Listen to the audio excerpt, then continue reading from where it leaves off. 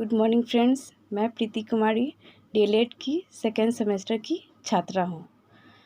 प्राणायाम और बुनियादी आसनों की समझ ये क्या होता है, इसके बारे में मैं आप लोग को बताऊँगी। प्राणायाम दो शब्दों के योग से बना है। पहला शब्द है प्राण और दूसरा शब्द है आयाम, जिसका शाब्दिक अर्थ होता है प्राण को लंबा खींचना। दूसरे शब्दों में कहा जाए तो सांस को खींचना।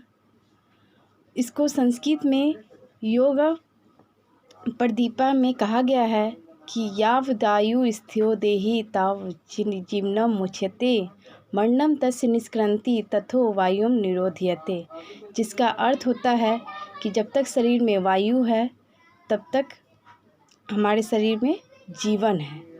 वायु का निकलना ही हमारे लिए क्या है, मरण है। अतः वायु का निरोध करना चाहिए। प्राणायाम योग के 8 अंगों में से एक है। इसके बारे में बहुत से ऋषियों ने भी कहा है, अपने अपने ढंगों में कहा है उन्होंने, लेकिन सभी के भाव एक ही है। उन्होंने पतंजलि का प्राणायाम सूत्र एवं गीता में, जिसमें पतंजलि का प्राणायाम सूत्र महत्वपूर्ण माना गया है, जिसे संस्कृत में कहा गया है तस्मिन् सति श्वास प्रश्वास योगर्थ विच्छेद प्राणायाम। इसका हिंदी अनुवाद इस प्रकार होगा कि श्वास प्रश्वास की गति को अलग करना ही प्राणायाम है।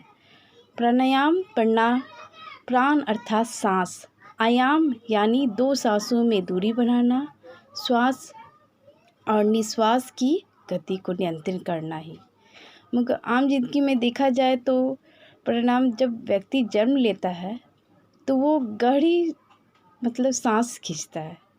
जब मृत्यु होती है तो वो पूर्णतः अपनी सांस छोड़ देता है। दूसरे शब्दों में कहा जाए तो इस प्रक्रिया को हम लोग सांस को खींचना या निकालना ही एक प्राणायाम कह सकते हैं। यह भावना करें कि हमारे दुर्गंध बुरे विचार प्रश्वास के साथ बाहर निकाल रहे हैं। हम सांस लेते हैं तो सिर्फ हवा ही नहीं खींचते, उसके साथ ब्रह्मांड की सारी ऊर्जा उसमें खींचते हैं। मान लीजिए जो सांस पूरे शरीर में चलाना जानती है, वो आपके शरीर को दुरुस्त करने की भी ताकत रखती है। अब आते हैं बुनियादी आसनों की समझ। ये क्या है? बुनियादी आसन के नाम आसन ही कहा जाएगा, जिसको हम कह सकते हैं कि सुख पर स्थिरता से बैठने का नाम आसन है, या जो स्थिर भी हो और सुखदायक अर्थात आरामदायक भी हो, वह आसन है। अनेक आसनों के नाम पशुओं की सहज गतिविधि स्थितियों से ही लिया गया है, उन्हीं के नाम पर रखे गए हैं आसन के नाम, जैसे मार्जारी, मृग, सिंह, खरगोश आदि। ये सभी क्या है? आसन है, जो प्रकृति रूप से ही लाभप्रद अवस्थाओं को प्राप्त करने में उनकी सहायता करते हैं। प्राणायाम और बुनियादी समझों की समझ तो पहले भी हो चुकी थी, जो ऋषि मुनियों ने अपने अपने शब्दों में कहा है। प्रत्येक व्यक्ति का एक जीवन अवधि होता है कि वो कब तक जीवन जी सकते हैं। जो आम जिंदगी में पूर्ण निर्धारण उसकी सांसों की संख्या से ही है। योगी पुरुष समय सुरक्षित रखने का प्रयास करता है और अपने श्वास की गति धीमी रखकर जीवन को बढ़ाने लंबा करने का प्रयत्न करता है। यह शरीर में प्राण का पौष्टिक, शारीरिक विशिन्नता और सुधरी रोग निरोधक शक्ति में वृद्धि करता है। अब आते हैं कि प्राणायाम योगा करने से हमारे शरीर पे क्या प्रभाव पड़ता है। इसका प्रभाव 3 चरणों में होता है। एक हमारा शारीरिक प्रभाव होता है, मानसिक प्रभाव होता है, तीसरा चरण है आध्यात्मिक प्रभाव। पहला आता है शारीरिक प्रभाव। शारीरिक प्रभाव में क्या क्या प्रभाव पड़ता है? हमारा जो शरीर होता है वह स्वस्थ होता है, रक्तचाप नियंत्रण होता है, फेफड़ों और हृदय को मजबूत करता है, रक्त का शुद्ध होता है, यहाँ तक कि ऑक्सीजन को शरीर में पहुँचाने में भी सुधार करता है।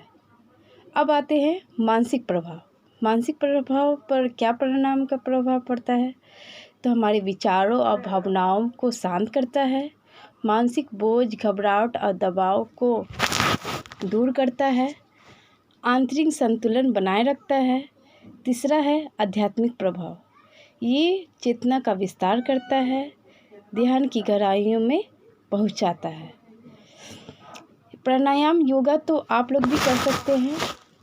आप दोनों पैर को स्थिरता में रखिएगा और एक गहरी लंबी सांसें खींचिएगा और उसके बाद वो धीरे धीरे उस सांसें को छोड़िएगा।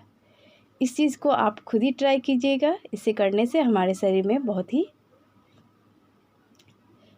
महत्वपूर्ण लाभ मिलता है।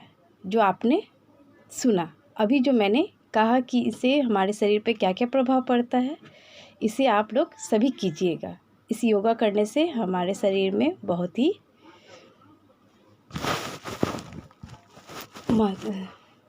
हमारे शरीर में बहुत ही लाभ मिलता है हमारे शरीर को।